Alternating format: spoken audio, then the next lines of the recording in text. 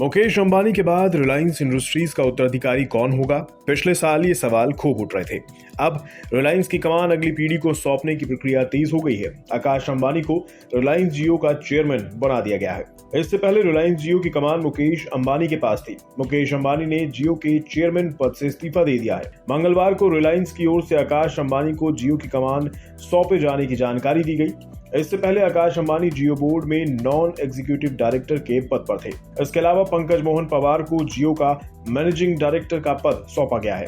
रामिंदर सिंह गुजराल और केवी चौधरी को अतिरिक्त डायरेक्टर बनाया गया है। इन दोनों को 5 साल के लिए इंडिपेंडेंट डायरेक्टर नियुक्त किया गया है। नई नियुक्तियों को शेयर होल्डर्स की मंजूरी मिलना अभी बाकी है। बोर्ड ऑफ डायरेक्टर्स की मीटिंग 27 जून को हुई थी, जिसमें ये फैसला लिया गया है। पिछले साल दिसंबर में ही मुकेश अंबानी ने युवा पीढ़ी को नेतृत्व देने की ओर इशारा कर दिया था। जियो को बुलंदियों पर पहुंचाने का श्रेय आकाश और ईशा अंबानी को ही जाता है।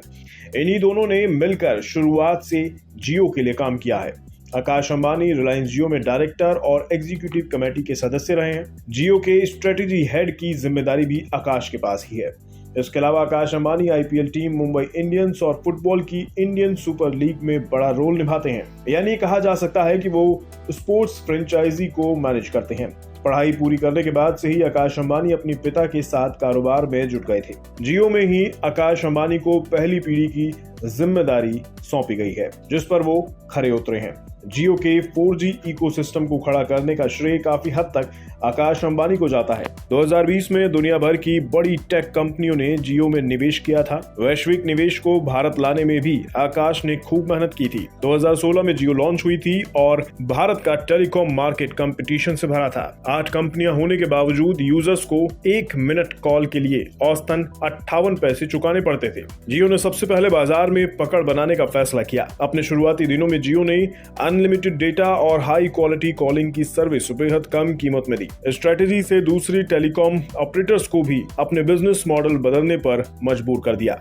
इसमें एयरटेल, आइडिया और वोडाफोन शामिल थे। 2019 में जियो ने गीगा फाइबर लॉन्च करके फिर से टेलीकॉम बाजार में बड़ी हलचल कर दी। अब सबसे सस्ते दाम में 5G सर्विस ग्राहकों को उपलब्ध कराना बड़ी चुनौती होगी। अगले महीने 5G के लिए बोलियां मंगाई जाएंगी और माना जा रहा है कि इस साल के आखिर या अगले साल की शुरुआत में 5G इंटरनेट भारत में आम लोगों को मिलना शुरू हो जाएगा। 5G को सक्सेसफुली लोगों तक पहुंचाना अब आकाश के लिए बड़ी चुनौती होगी। आकाश अंबानी ने 2014 में ब्राउन यूनिवर्सिटी से इकोनॉमिक्स की डिग्री ली थी। इसके बाद उन्होंने फैमिली बिजनेस ज्वाइन किया। 2019 में आकाश ने श्लोका मेहता से शादी की। जियो के अलावा जियो प्लेटफॉर्म्स, जियो लिमिटेड, सावन मीडिया, रिलायंस रिटेल वेंचर्स के बोर्ड में भी वे शामिल हैं।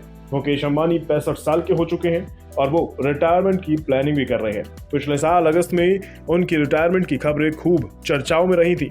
दरअसल मुकेश अंबानी नहीं चाहते कि फिर से रिलायंस में बंटवारे को लेकर कोई पारिवारिक विवाद हो। धीरूभाई अंबानी की मौत के बाद रिलायंस को सबसे बुरे पारिवारिक विवाद से जूझना पड़ा था। इसे लेकर सार्वजनिक बयानबाजियां भी हुई थी, जिन्हें बाद में मां कोकिलाबेन अंबानी की दखल से सुलझाया गया था। रिलायंस में फिर से पारिवारिक विवाद ना हो, इसलिए उन्होंने रिलायंस के लिए पहले से ही उत्तराधिकारी पॉलिसी पर काम करना शुरू कर दिया है। जियो की कमान आकाश अंबानी को सौंपना इसी प्लान का एक हिस्सा माना जा रहा है।